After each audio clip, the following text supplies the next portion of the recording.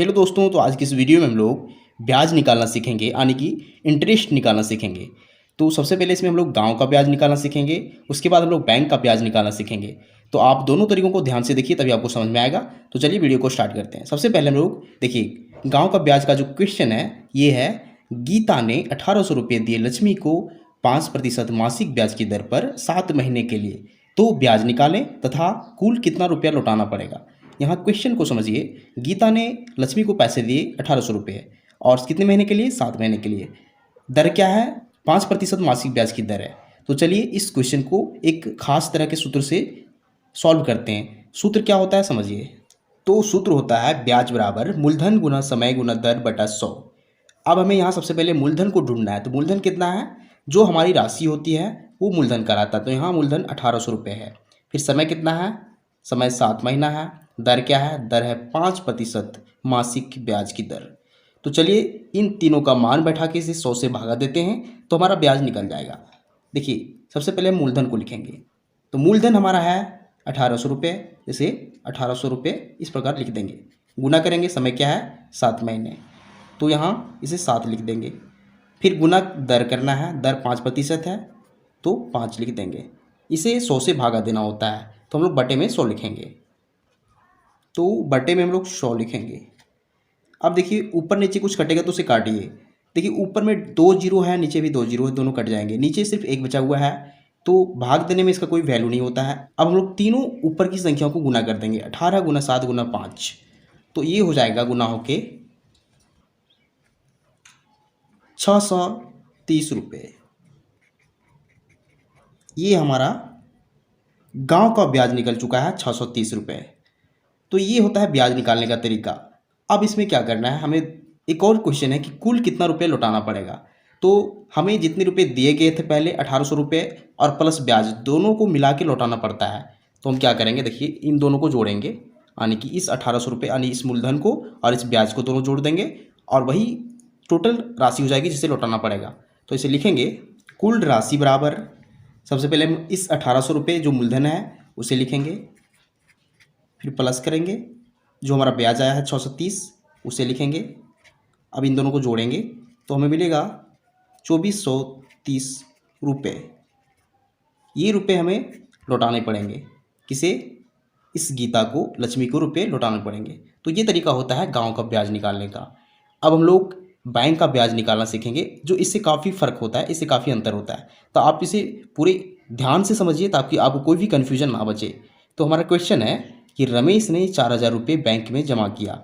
6 महीने बाद वह सारे रुपये बैंक से निकालना चाहता है, तो उसे कुल कितने रुपये मिलेंगे। अब इसे समझिए, हम लोग इसे हल करेंगे। सबसे पहले यहाँ देखना है मूलधन क्या है। मूलधन देखिए यहाँ 4000 रुपये है, और फिर समय क्या है? 6 महीना। दर क्या है? दर जनरली बैंक में जो दर होता है वो होता है 3% वार्षिक ब्याज की दर होता है। तो हम लोग इसे इसी फार्मूला के हिसाब से बनाएंगे। तो देखिए सबसे पहले हमें क्या देखना है, ब्याज बराबर क्या होता है? मूलधन गुना समय गुना दर बटा 100। तो मूलधन कितना है? 4000 रुपये। तो चलिए हम लोग ब्याज निकालते हैं। मूलधन कितना है? 4000 रुपये। इसे गुना करेंगे 4000 गुना समय करना है। समय कितना है? 6 महीना। और फिर दर कितना है? 3% वार्षिक ब्याज की दर।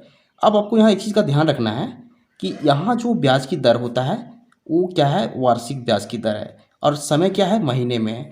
तो हमें इसे चेंज करना पड़ेगा, इस महीने को हमें वर्ष में चेंज करना पड़ेगा इसके अनुसार, क्योंकि अगर हम यहाँ 6 महीने से गुना करते हैं तो हमारा ये ब्याज गलत हो जाएगा। तो सबसे पहले हमें इसके अनुसार, इस वार्षिक के अनुसार, इसे समय को भी हम लोग वर्ष में चेंज करेंगे। तो 6 महीने बराबर कितने वर्ष हो जाएंगे? यहाँ ध्यान दीजिए, अगर हम 6 महीने का हिसाब देखें, 6 महीने बराबर, तो ये हो जाएगा 6/12 वर्ष। कैसे?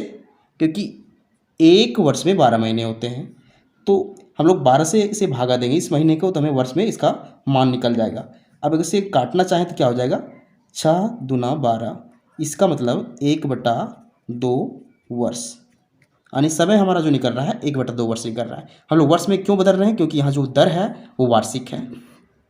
बैंक में जो ब्याज मिलता है वो साल के हिसाब से, वर्ष के हिसाब से मिलता है, लेकिन गांव का जो ब्याज होता है वो मंथली होता है, मासिक होता है। इसलिए यहाँ ध्यान दीजिए, हमारा जो यहाँ दर दिया गया था वो मासिक ब्याज की दर था। देखिए यहाँ ध्यान दीजिए, यहाँ मासिक ब्याज की दर था, लेकिन बैंक में होता है वार्षिक ब्याज की दर।